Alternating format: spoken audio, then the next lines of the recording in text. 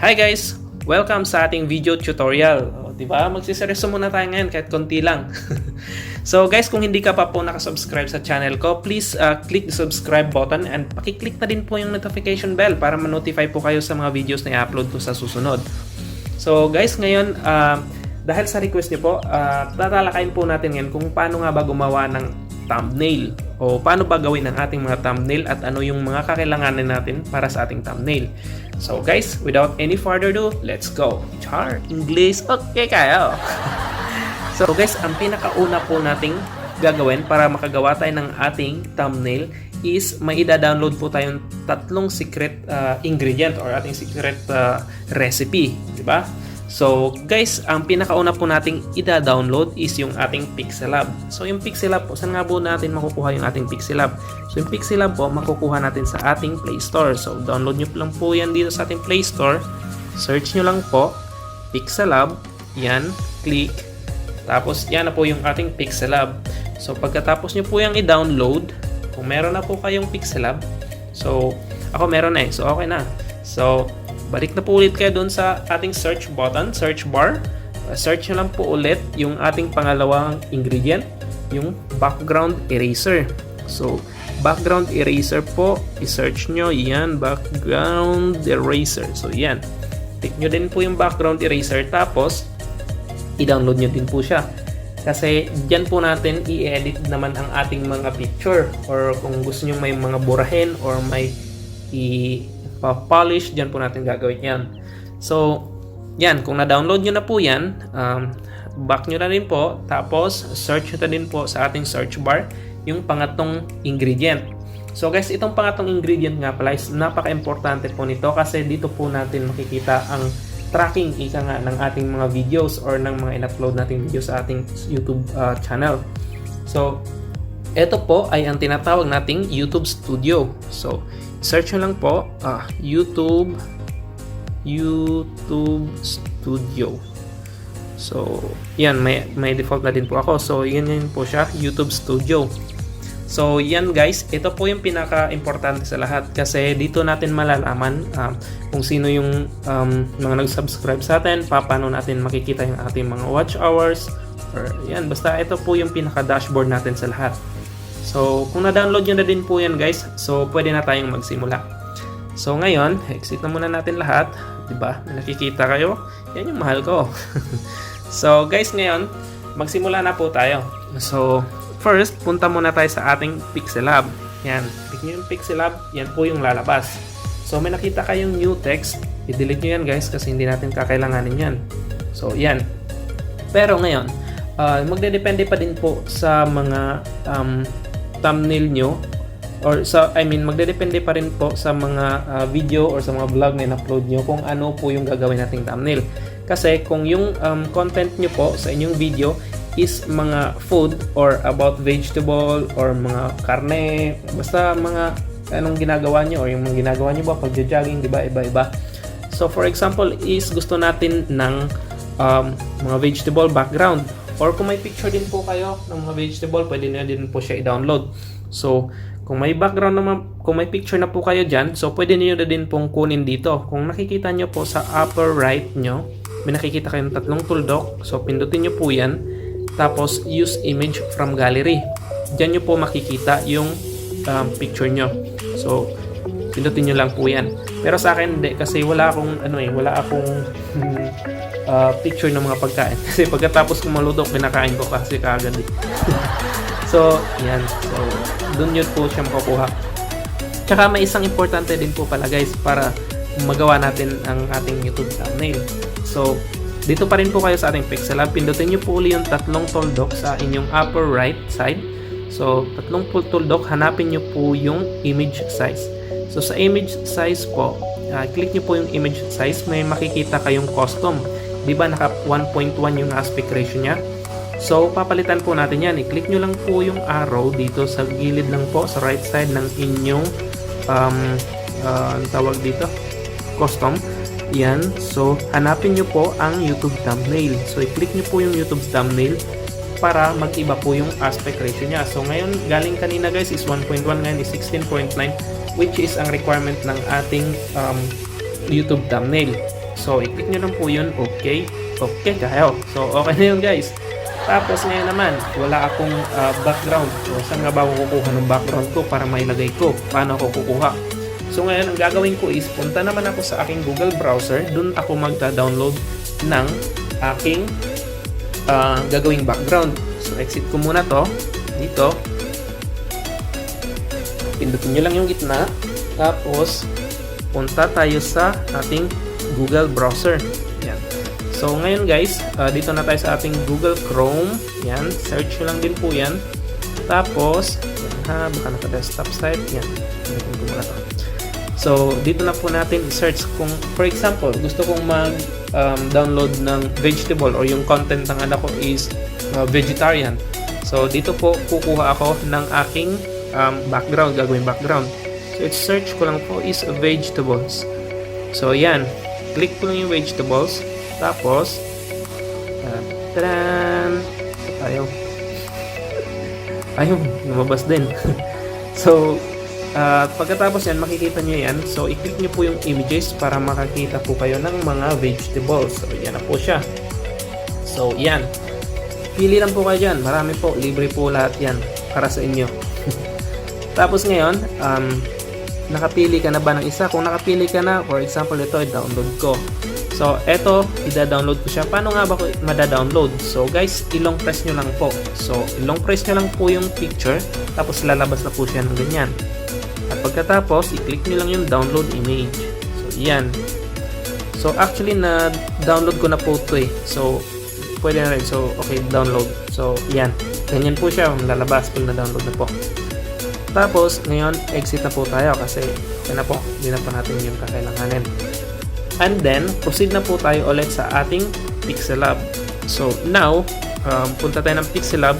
So, yan. I-assure nyo po guys ha na naka ano po yung natin na image size naka 16.9 or yung ating YouTube thumbnail. So yan po yung po importante sa lahat. So click nyo lang po yung okay. Tapos yan na. So yung background natin, saan nga ba natin makukuha? So kanina, kung may video na o kung may picture na din po kayo ng inyong background, pwede na din pong kunin. Same lang po kung saan natin kukunin ngayon. So doon naman tayo sa use image from gallery. Tapos hanapin nyo lang yung dinownload ko. O yun. So ayan na siya guys. So dito din naman po, i-click nyo din po yung 16.9. So kung naka 16.9 ka na po, pwede nyo po siya i-drag kasi nakaganyan na siya. I-drag mo lang siya. Basta ganyan lang yung maximum na ma-fit natin sa ating YouTube thumbnail. So, i-click nyo din po yung check. I-check nyo lang po dito sa lower right side nyo. So, click. Tapos, yan na po. Yan na po siya lalabas. So, ngayon, gusto ko naman siyang lagyan ng picture ko na nakatingala. So, yan. So, ngayon, doon naman papasok si background eraser. So, exit na muna tayo ulit. Pindutin nyo lang tong gitna para hindi po siya mawala. So, diba? Ganda, diba? Mahal ko yan. Tapos, punta naman tayo sa ating background eraser. Ganyan. So, teka lang. Gusto natin si background eraser kasi naglo-loading. Yan. So, yan na siya guys. So, ngayon, click nyo din po yung eraser. So, pindutin nyo yung eraser. Tapos, may dalawang lalabas na ganito. Kung may lalabas na ganito, kung gusto nyo magkuha ng picture ngayon sa sarili nyo, pwede. Pindutin nyo lang yung camera na sign. Tapos, kung meron naman kayong na-save na sa inyong gallery, is pindutin nyo na lang po yung gallery. Tapos, pindutin nyo po ulit yung gallery nyo. Yan. Tsaka, ngayon, for example, kukunin ko tong nakatingala ako dito sa ito. So, yan. So, i-drag down ko lang siya kasi i-fit ko siya lahat. Yan, drag ko lang siya. Tapos, iangat. Kasi gusto ko siyang kunin lahat eh. Tapos, sa upper right side, may nakikita kayo diyang check sign. So, i-click nyo lang po yung check sign na yan. Yan na po ang lalabas. Tcharan! Diba? Okay kayo. Tapos, ngayon. So, nakaganyan na siya guys. Actually, automatic na siyang ma-erase yung background niya eh. Yung kulay puti kanina. O, madidelete na siya agad. Tapos, ngayon, pag nakita nyo tong restore or zoom or erase, pag yung black A nakatungtong doon mismo sa restore, so it means ganyan po yung design ng restore, or yan po yung trabaho niya. I-restore na po yun kung anong mga na-delete mo. Tapos, eto naman din po, pindutin, kung gusto nyo tanggalin yung background, so punta naman kayo sa eraser. Yan. Actually, automatic na siya guys. Kasi hindi na kayo kailangan mag-edit pa or mag-delete pa. So, kailangan nyo na lang siyang i-smooth. Paano nga ba natin i-smooth? So, pwede na dyan pong gamitin to. O, tapos, i-smooth nyo din po siya or i-polish mo na din siya ng konti. So, sa akin wag na nga kasi okay na siya para sa akin. So, i-ano ko na lang to guys, i-save ko na lang to siya. So, paano ko ba to i-save? So, pindutin sa upper right side, may nakikita yung done na check mark. I-done nyo na lang po. Yan. Tapos, i-smooth nyo na lang po siya para yan. Para medyo blurry na po yung niya, yung yung mga sides niya, di ba? So, ngayon, sa upper right side po again may nakikita kayong done again. So, i-click nyo na din po ulit at masisave na po automatic. Yan. So, okay na yan siya guys. So, after that, punta naman na tayo sa ating Pixelab. So, ngayon, balik naman po ulit tayo sa ating Pixelab. So, dito na po yung ginawa natin kanina, di ba? So, paano natin ma-include yung ating inedit na picture? So, ngayon naman, sa inyong upper left side, may nakikita kayong plus na sign. So, pakipindot po niyan. Tapos, punta kayo sa From Gallery. Pindutin nyo yung From Gallery. Tapos, yung inedit nating picture kanina yan, i-pick nyo. Tapos, yan na siya guys. Tapos, okay na din yan. Kahit i-click nyo na din po yun, or kahit huwag na, basta okay na yan. So, i-click nyo na lang po lahat para mas okay siya. So, i-click nyo na din po. Ganyan. Tapos, diretso na yung click. Yan. So, kung gusto nyo palakin siya ng konti, i-drag nyo lang po. Ganyan. Or, drag nyo pa. Kung gusto nyo pang mas lumaki. Diba? Nakatingala. Parang may iniisip wala naman parang may isip yun tayo eh. So, yan. So, ilagay ko lang siya dyan guys. Yan. So, yan na siya. Kung gusto ko. Or saan nyo pa gustong ilagay siya. Tapos kung ano nyo din po yung gusto nyo i-add, pwede din po kayong mag-add. Kung gusto nyo mag-add kayo ng mga karne, mga isda. Tapos kung i-delete nyo yung background nya, punta lang po kayo doon sa background eraser. Ganon, same lang po ng procedure kung paano natin ginawa yung pag-delete ng background ng picture natin. So now, lagyan naman siya natin ng text. So paano nga ba tayo maglagay ng text or yung ating pinaka catchy eye title ng ating thumbnail, diba? Char, English, hirap na. Bira lang lumalabas yun guys, ngayon lang. So ngayon naman, pindutin nyo naman po yung plus na sign. So sa plus na sign, may makikita kayo na text. So pindutin nyo din po yung text. Tapos eto, i-drag nyo dito, palakihin nyo siya ng konti para hindi kayo mahirapan. Tapos, punta naman kayo dito sa baba, sa letter A na sign. So sa baba, sa letter A. So makikita nyo sa letter A na sign, yung laman po nyan is ganito. Excuse me po. Dumigay lang po. Ay, nabusog ako sa hangin yata. Kakadaldal. So, ngayon naman is pindutin po natin yung ating edit sign. Yan, yung ball pen. So, edit lang po. Tapos, yan na siya. Nalabas. So, delete nyo. Tapos, kung nakita nyo yung mga nakarang upload ko is yung may isda. So, nilagyan ko siya ng title na Paksiw na may isda. So, Paksiw na may isda. So, lagyan ko siyang ganyan. Tapos, click nyo lang po yung okay. Okay kayo. So, yan na siya guys. Diba? Tapos, yan. Paano nga ba siya mapapalit-palitan ng font? So, ngayon naman, sa font naman, dito pa rin po tayo sa letter A na sign. So, i-drag nyo lang po siya going to inyong right side. So, may makikita po kayo dyan. Yan. So, may font po dyan. Yan. Yan na siya. Ngayon naman, hanap lang kayo dito para palitan nyo po. Palitan nyo lang siya. Ganyan. So, for example, itong chunk 5. So, okay. So, ganyan na po yung font niya. Diba? So, yan. Or kung gusto nyo pa yung siyang palakihin, pwede nyo din po siyang palakihin pa ng konti. Drag nyo lang. Or kung gusto nyo siyang palitin pa ng konti, drag nyo lang. So, basta kayo na po bahala mag-adjust dyan. So, pwede naman po ganyan lang din. Or saan nyo ilagay. Basta ayos lang yan kahit saan. Kaya na po bahala kung saan nyo po trip na ilagay. Diba? So, Yan, i-arrange natin siya ng konti. Gusto ko siya naka-slant, baga. Tapos mapapalit-palitan nyo din po siya ng kulay guys. So sa kulay naman, same lang po kung saan tayo ngayon. So punta lang po kayo dito sa left side. So may makikita kayong color. So kung gusto nyo makulayan yung inyong title, yung gaya ng paksiw na isda, kung gusto nyo makulayan siya, pinutin nyo lang yung color. Tapos may makikita kayong yan. So red, yellow, blue, light green yan, ganyan. Tapos ito yung kung anong kulay yan. So parang malt, ano ba yan. Tapos yan, kung may napili kayo, i-check nyo lang po. Pero sa akin gusto ko lang yung plain na puti. So i-check nyo siya.